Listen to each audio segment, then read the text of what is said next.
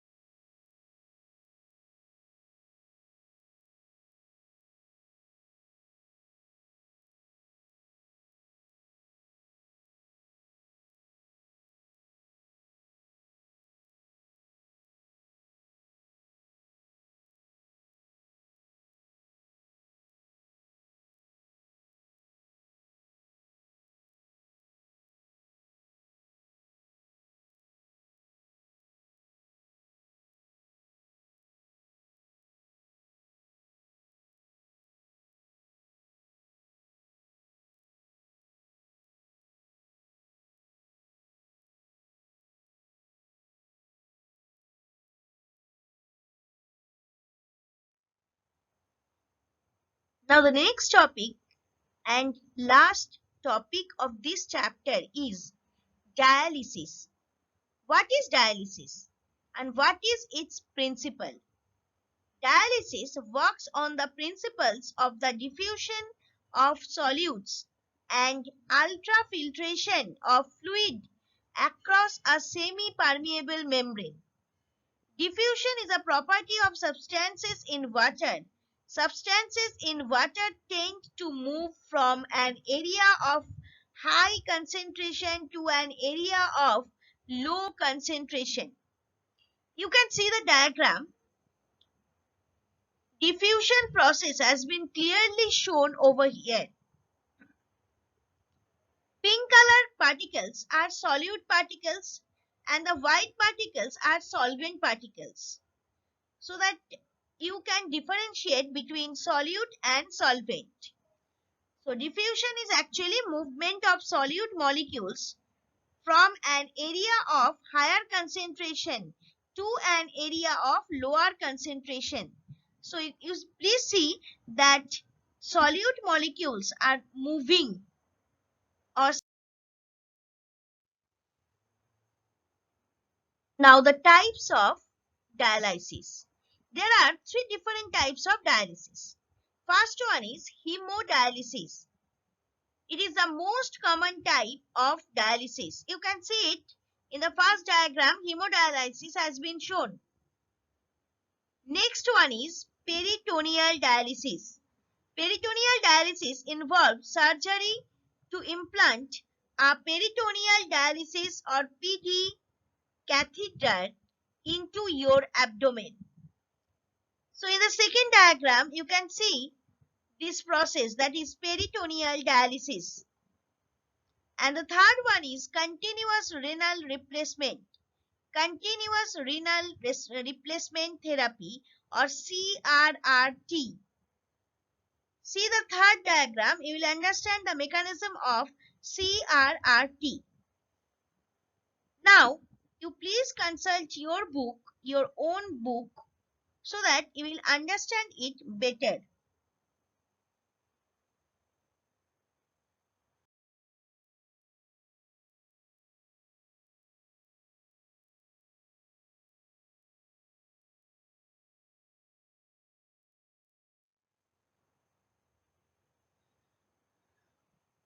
Nephritis is another type of kidney disorder. So nephritis is a condition in which the nephrons, the functional units of the kidneys, become inflamed. This inflammation, which is also known as glomerulonephritis, can adversely affect kidney function. The most common symptoms of all three types of acute nephritis are pain in the pelvis, pain or a burning sensation while urinating, a frequent need to urinate, cloudy urine, blood or pus in the urine, pain in the kidney area or abdomen, swelling of the body, commonly in the face, legs and feet, and vomiting. You can see in the diagram the total process of nephritis. Generally, what happens in the nephritis has been shown over here. Damaged, or actually it becomes more permeable, that is Bowman's capsule, in case of nephritis.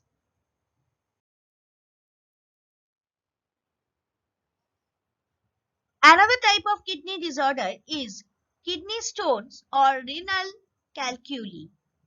So, kidney stones or renal calculi are solid masses made of crystals. Kidney stones usually originate in your kidneys.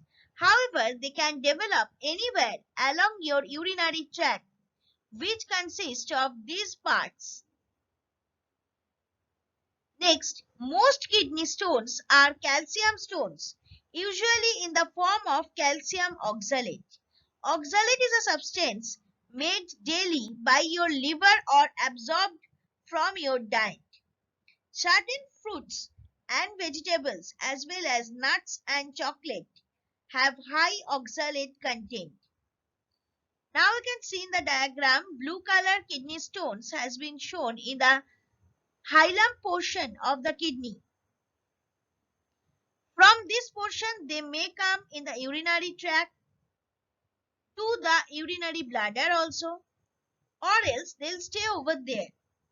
Now, a process has been shown in this diagram that is called laparoscopy in the medical science. So, this is the prevention. Another kidney disorder is renal failure. Kidney or renal failure is when kidneys don't work as well as they should. The term kidney failure covers a lot of problems. These problems can result in kidney failure. Your kidney doesn't get enough blood to filter. Your kidney is hurt by a disease like kidney failure. So symptoms is basically symptoms of this disease is vomiting. Kidneys can become damaged from a physical injury or a disease like diabetes, high blood pressure or other disorders. High blood pressure and diabetes are the two most common causes of kidney failure. Kidney failure does not happen overnight. It is the end result of a gradual loss of kidney function. You can see in the diagram, when generally this kidney failures happens, this total glomerular filtration system has been interrupted or has been damaged.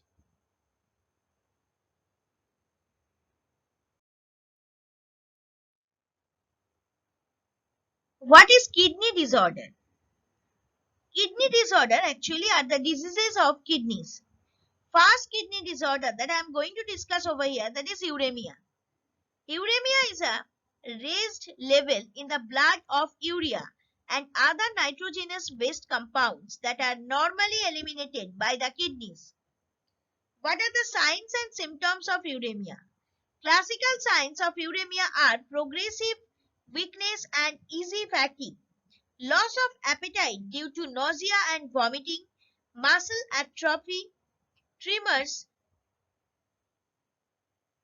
abnormal mental function, frequent shallow respiration, and metabolic acidosis.